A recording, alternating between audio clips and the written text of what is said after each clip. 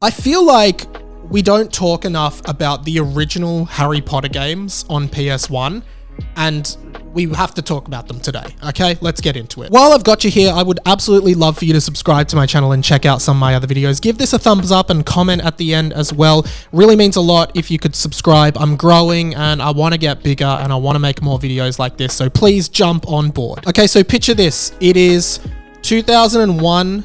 It's December 23rd. You go to the cinema to see the first Harry Potter movie with your parents, right? You're 6 years old. It terrifies you at the end when Professor Quirrell unwraps his turban and Voldemort's on the back of his head. Terrifying, scarred me. And then for Christmas that year, you get Harry Potter and the Philosopher's Stone, or Sorcerer's Stone if you're dumb and in America, on PlayStation 1. And you are obsessed with this game, okay? That's me. That's my life story. Hello. I actually feel like these games are seriously underrated. This first Harry Potter game, even though Hagrid looks like this, you're a wizard.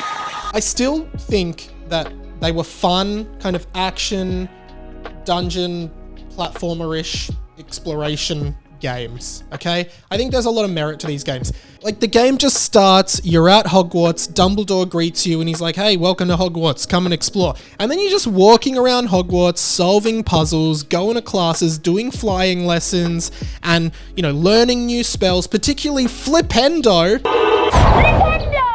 This game, just using Flipendo on stuff to move it around. Oh, so satisfying, right? Collecting the Birdie Bots every flavored beans and finding secret passageways through the bookshelves. Finding the chocolate frog cards hidden around. I never beat this game. I should play it again because I never beat it as a kid. I couldn't get past a certain part and I gave up. But I remember it just being so fun. And of course now we have Hogwarts Legacy, right? Which is this big Harry Potter story or Wizarding World story where you become your own character in the world and you learn spells, and it basically is that. But for some reason in my brain, the nostalgia of those original Harry Potter games, and I'm mainly talking about the Philosopher's Stone and the Chamber of Secrets on PlayStation 1. Those are the ones I remember having, okay? They were clearly both built on the same engine, and none of the actors from the movie were voice actors. Thanks, Harry. We couldn't have done it without you. We need the beans for some experiments. So it all just sounds a little bit off, and it's still kind of in this era where Harry Potter is big, but they're not sure how big it's gonna get, so they're just making everything up on the spot. You better stay out of our way, Potter. Let's go, boys. But like in my mind, it actually kind of feels like this PS1 game is better than Hogwarts Legacy. Like, I liked Hogwarts Legacy, but I don't look back on it as fondly as I do as that Harry Potter game on PlayStation 1. I don't know if it's just the, 25 years of nostalgia, because Hogwarts Legacy, I think most people will say, is objectively a better game, maybe, in terms of its mechanics, definitely its visuals, but I don't think that's comparable based on the time difference. But this Harry Potter game just spoke to me so much, right? It was very like Zelda-ish in some of the missions. You know, you jump across stuff, you solve puzzles, put stuff in the right places, doors unlock, go to the next thing. Really fun. And it was back in the day where every movie had a tie-in game. You'd go and see a movie, whether it's like the new Toy Story movie, and then you get the PlayStation game and you play it. And they're kind of telling the story of the movie, but then they've added a bunch of stuff to pad it out. That's what this was. And not just that, but they also had different versions of the game. Like if you're playing it on PlayStation, it's like this 3D, Zelda-like adventure kind of game. Zelda Light, I guess you could say. But if you were playing it on Game Boy, it was a turn-based RPG. Totally different. It was like Pokemon. And I understand as time went on and the movies got bigger, the games really started to get different. I never played past Chamber of Secrets. I know that the last Deathly Hallows game was like, a first-person shooter style game, but I've never played it.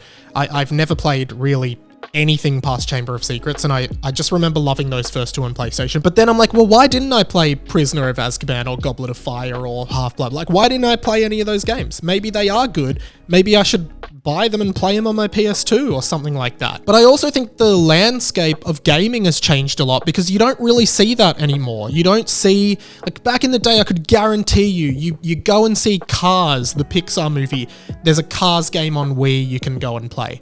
Like, I don't think they really do that, or at least maybe I just don't see it because I don't have kids, but I feel like I would be aware of these games. And the Fantastic Beasts series, which were the Harry Potter spin-off movies, they didn't get game tie-ins. I just don't think it's as profitable now. And maybe it stopped being profitable because so much of it was shovelware, but I actually feel like those original Harry Potter games actually had a lot of heart in them. Like, someone making them wanted them to be good games and wanted kids to remember them being good games, and so they put a lot of time and effort into making it feel like a good game. I'm pretty sure you could also play Quidditch. I could be wrong. Overall, these games remind me of a simpler time, and I think they're really good. Again, even though Hagrid looks like this. You're a wizard, Harry. It's so weird that Hagrid looks like that. It's amazing that visual fidelity at the time, like, I think as a kid I was like, oh yeah, that sucks, but I can tell it's Hagrid, which is good. Which I think at the time was all you could ask for in a game, is that it kind of looks like the thing that it is, right? But the way Hagrid looks in that, to me, is part of the charm of that game, okay? Whether you're playing Philosopher's Stone, Chamber of Secrets, like, it was really fun. And I think I actually want to go back and beat those games and play them, maybe stream them, do something like that. I'd love to know, did you play any of the Harry Potter games when you were a kid or now? Which ones? What were they like? Did you play any past the original 2? Did you play any of the RPG ones? What did you think? Let me know in the comments, and please subscribe, of course. I'll see you in the next video. Thank you for watching. My name's Radio Mike. I will see you later.